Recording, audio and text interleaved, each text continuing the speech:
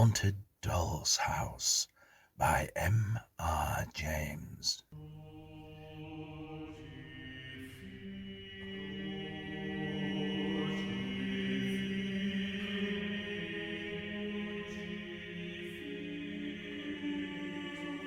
I suppose you get that kind of stuff through your hands pretty often, said Mr. Dillett, as he pointed with his stick to an object which shall be described when the time comes. And when he said it, he lied in his throat, and knew that he lied. Not once in 20 years, perhaps not once in a lifetime, could Mr. Chittenden, skilled as he was in ferreting out the forgotten treasures of half a dozen countries, expect to handle such a specimen. It was collector's palaver, and Mr. Chittenden recognized it as such. "Stuff of that kind, Mr. Dillett. It's a museum piece, that is." "Well, I suppose there are museums that'll take anything." "I've seen one, not as good as that, years back," said Mr. Chittenden thoughtfully. "But that's not likely to come into the market, and I'm told they have some fine ones of the period over the water. I'm only telling you the truth, Mr. Dillett, when I say that if you was to place an unlimited order with me for the very best that could be got, and you know I have facilities for getting to know of such things, and a reputation to maintain, well, all I can say is I should lead you straight up to that one. And say, I can't do no better for you than that, sir." "Hear, hear," said Mr. Dillett, applauding ironically with the end of his stick on the floor of the shop. How much you sticking the innocent American buyer for it, eh?" "Oh, I shan't be over hard on the buyer, American or otherwise.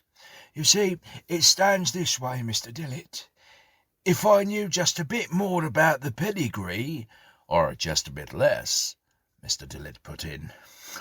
"You will have your little joke, sir. No, but as I was saying, if I knew just a little more than what I do about the piece, though anyone can see for themselves it's a genuine thing, every last corner of it, and there's not been one of my men allowed to so much as touch it since it came into the shop, well, there'd be another figure in the price that I'm asking." "And what's that, 25?" "Multiply that by 3, and you've got it, sir. 75's my price." "And 50's mine," said Mr. Dillett. The point of agreement was, of course, somewhere between the two. It does not matter exactly where. I think 60 guineas.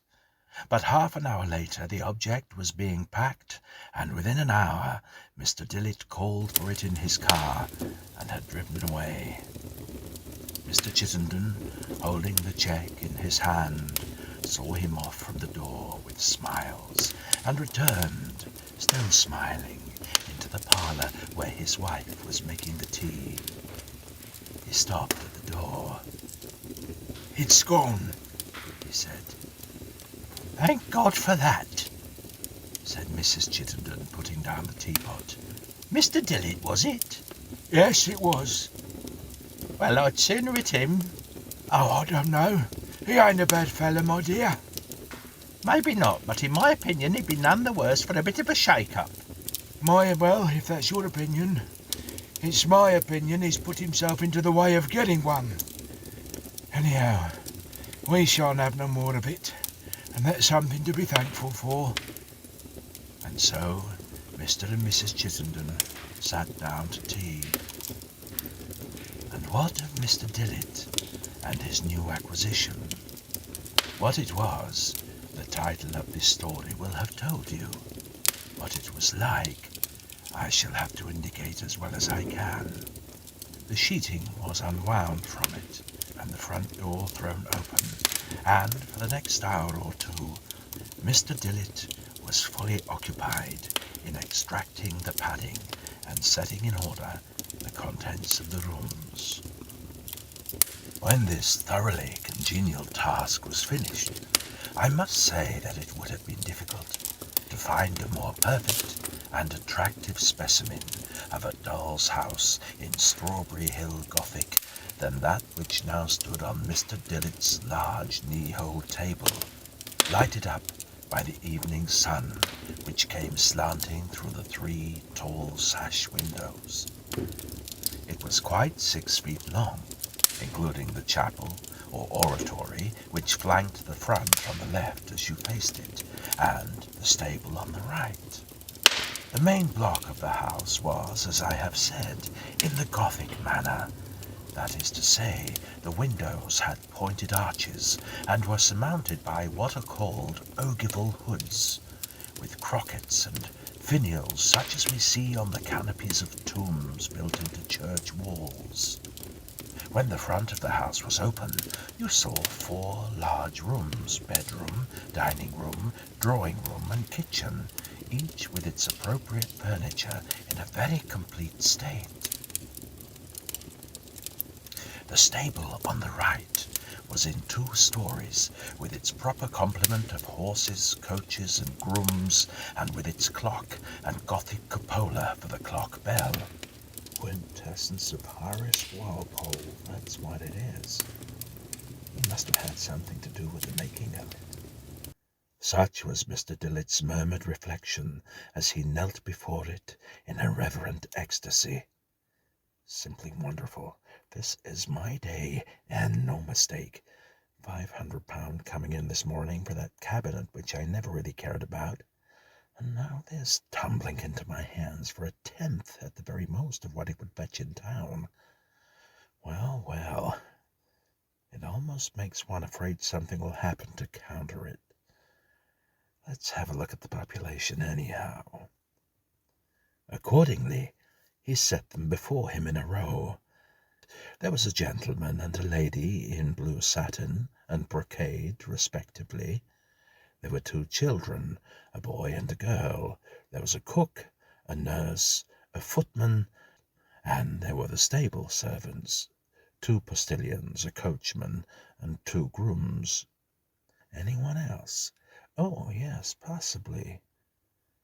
The curtains of the 4-poster bed in the bedroom were closely drawn round all 4 sides of it, and he put his finger in between them and felt in the bed.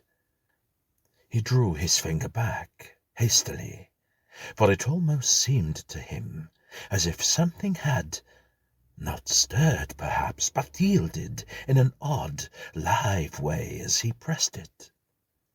Then he pulled back the curtains, which ran on rods in the proper manner, and extracted from the bed a white-haired old gentleman in a long linen night-dress and cap, and laid him down by the rest. The tale was complete. Dinner-time was now near, so Mr. Dillet spent but 5 minutes in putting the lady and children into the drawing-room, the gentleman into the dining-room, the servants into the kitchen and stables, and the old man back into his bed. His whim was to sleep surrounded by some of the gems of his collection. There was no striking clock within earshot, none on the staircase, none in the stable, none in the distant church tower, yet it is indubitable that Mr. Dillet was startled out of a very pleasant slumber by a bell tolling 1. He was so much startled that he did not merely lie breathless with wide-open eyes, but actually sat up in his bed. He never asked himself till the morning hours how it was that, though there was no light at all in the room, the doll's house on the knee-hole table stood out with complete clearness. But it was so. The effect was that of a bright harvest moon shining on the front of a big white stone mansion 1/4 of a mile away it might be, and yet every detail was photographically sharp. There were trees about it, too, trees rising behind the chapel and the house. He seemed to be conscious of the scent of a cool, still September night. He thought he could hear an occasional stamp and clink from the stables, as of horses stirring, and with another shock he realized that above the house He was looking not at the wall of his room with its pictures, but into the profound blue of a night sky. There were lights, more than one, in the windows, and he quickly saw that this was no four-roomed house with a movable front, but one of many rooms and staircases. A real house, but seen as if through the wrong end of a telescope. "You mean to show me something?" he muttered to himself, and he gazed earnestly on the lighted windows. Two rooms were lighted, one on the ground floor to the right of the door, one upstairs on the left, the first brightly enough, the other rather dimly. The lower room was the dining room, and a table was laid, but the meal was over, and only wine and glasses were left on the table. The man of the blue satin and the woman of the brocade were alone together in the room, and they were talking very earnestly, seated close together at the table, their elbows on it. Every now and again stopping to listen, as it seemed. Once he rose, came to the window and opened it, and put his head out and his hand to his ear. There was a lighted taper in a silver candlestick on a sideboard. When the man left the window, he seemed to leave the room also, and the lady, taper in hand, remained standing and listening. The expression on her face was that of one striving her utmost to keep down a fear that threatened to master her, and succeeding. It was a hateful face, too, broad, flat, and sly. Now the man came back, and she took some small thing from him and hurried out of the room. He too disappeared, but only for a moment or two. The front door opened slowly, and he stepped out, looking this way and that, and then turned towards the upper window that was lighted, and shook his fist. It was time to look at that upper window. Through it was seen a four-post bed, a nurse or other servant in an armchair, evidently sound asleep. In the bed, an old man lying awake and, one would say, anxious, from the way in which he shifted about and moved his fingers, beating tunes on the coverlet. Beyond the bed, a door opened. Light was seen on the ceiling, and the lady came in. She set down her candle on a table and came to the fireside and roused the nurse. In her hand she had an old-fashioned wine bottle already uncorked. The nurse took it, poured some of the contents into a silver saucepan, added some spice and sugar from the castors on the table, and set it to warm on the fire.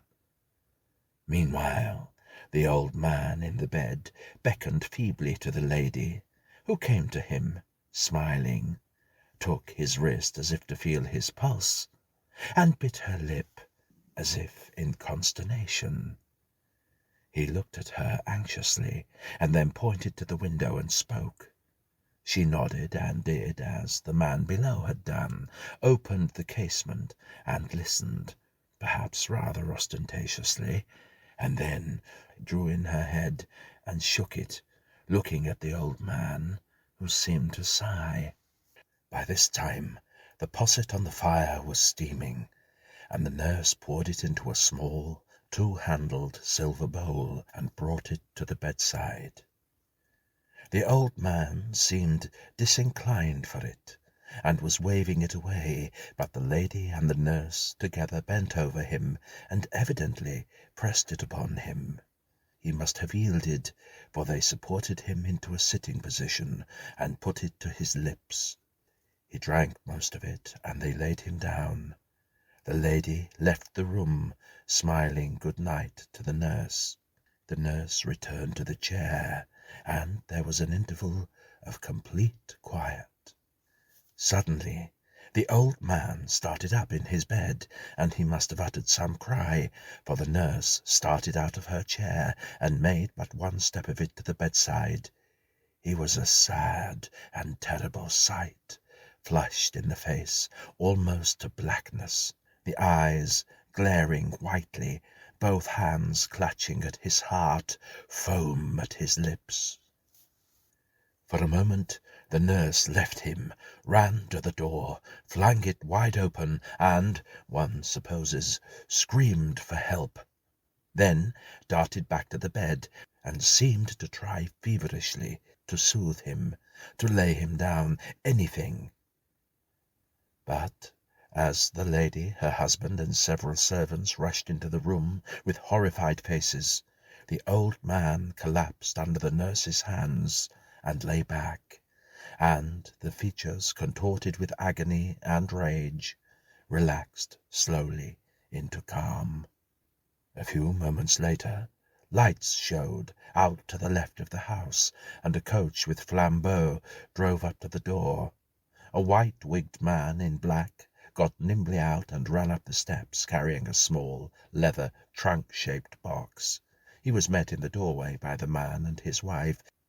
They led the newcomer into the dining-room, where he set his box of papers on the table, and, turning to them, listened with a face of consternation at what they had to tell. He nodded his head again and again, declined, it seemed, offers of refreshment and lodging for the night, and within a few minutes came slowly down the steps, entering the coach and driving off the way he had come.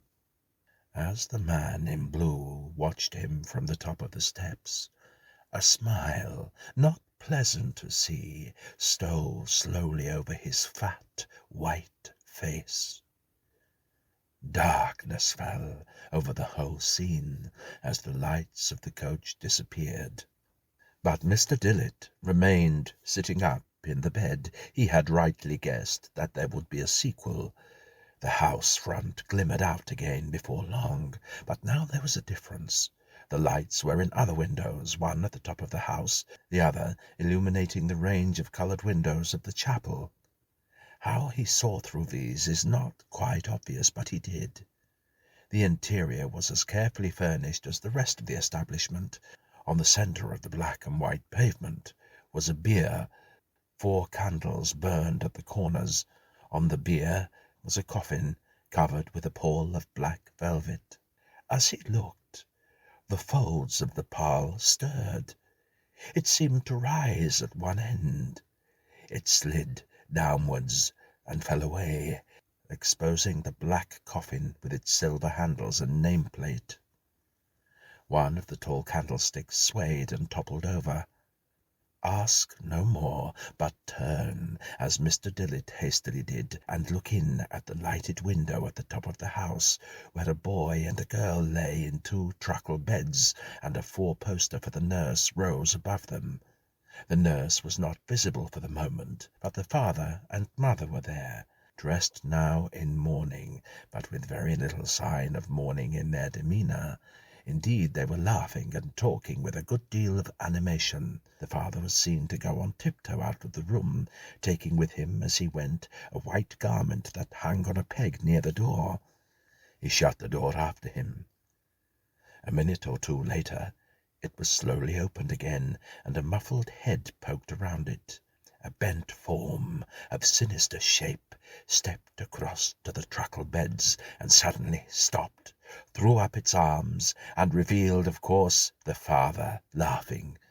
The children were in agonies of terror, the boy with the bedclothes over his head, the girl throwing herself out of the bed into her mother's arms. Attempts at consolation followed. The parents took the children on their laps, patted them, picked up the white gown and showed there was no harm in it, and at last, putting the children back into bed, they left the room with encouraging waves of the hand. As they left it, the nurse came in, and the light died down. Still, Mr. Dillett watched, immovable. A new sort of light, not of lamp or candle, a pale, ugly light, began to dawn around the house. The door was now opening again. The seer does not like to dwell upon what he saw entering the room. He says it might be described as a frog, the size of a man, but it had scanty white hair about its head. It was busy about the truckle beds, but not for long.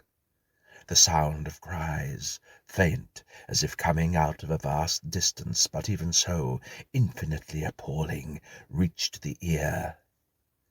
There were signs of a hideous commotion all over the house. Lights moved along and up, and doors opened and shut, and running figures passed within the windows. The clock in the stable turret tolled 1, and darkness fell again. It was only dispelled once more to show the house front. At the bottom of the steps, dark figures were drawn up in 2 lines, holding flaming torches. More dark figures came down the steps, bearing first one, then another small coffin, and the lines of torch-bearers with the coffins between them moved silently onward toward the left. The hours of night passed on, never so slowly, Mr. Dillett thought. Gradually he sank down from sitting to lying in his bed, but he did not close an eye, and early next morning he sent for the doctor. The doctor found him in a disquieting state of nerves, and recommended sea air. To a quiet place on the east coast he accordingly repaired by easy stages in his car. One of the first people he met on the sea front was Mr. Chittenden, who, it had appeared, had likewise been advised to take his wife away for a bit of a change. Mr. Chittenden looked somewhat askance upon him when they met, and not without cause. "Well, I don't wonder at you being a bit upset, Mr. Dillett. What? Yes, well, I might say horrible upset, to be sure, seeing what me and my poor wife went through ourselves. But I put it to you, Mr. Dillett, one of 2 things. Was I going to scrap a lovely piece like that on the one hand, or was I going to sell it to customers? I'm selling you a regular piece of palace drama in real life of the olden time, billed to perform regular at 1 a.m. Why, what would you have said yourself? And the next thing you know, 2 justices of peace in the back parlour, and poor Mr. and Mrs. Chittenden off in a spring cart to the county asylum, and everyone in the street saying, "Aye, I thought it had come to that. Look at the way the man used to drink." And me next door, or next door but one, to a total abstainer, as you know. Well, there was my position. What, me have it back in the shop? What do you think? No, but I'll tell you what I will do. You shall have your money back, bar the £10 I paid for it, and then you make what you can. Later in the day, in what is offensively called the smoke-room of the hotel, a murmured conversation between the 2 went on for some time.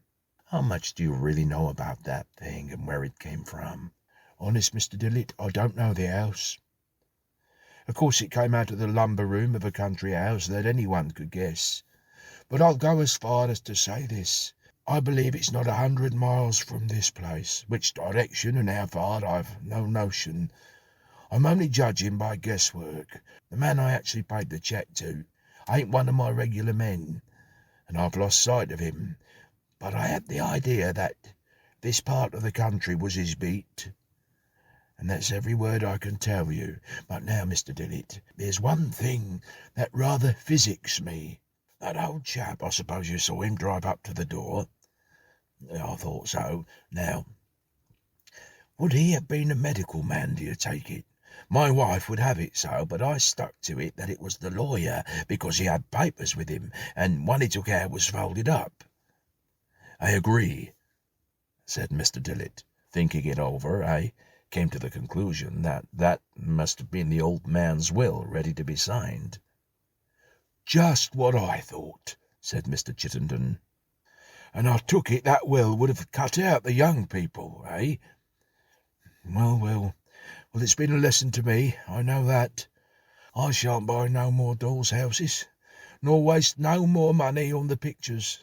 And as to this business of poisoning Grandpa, well, if I know myself, I never had much of a turn for that sort of thing. Live and let live, that's been my motto throughout my life, and I ain't found it to be a bad one."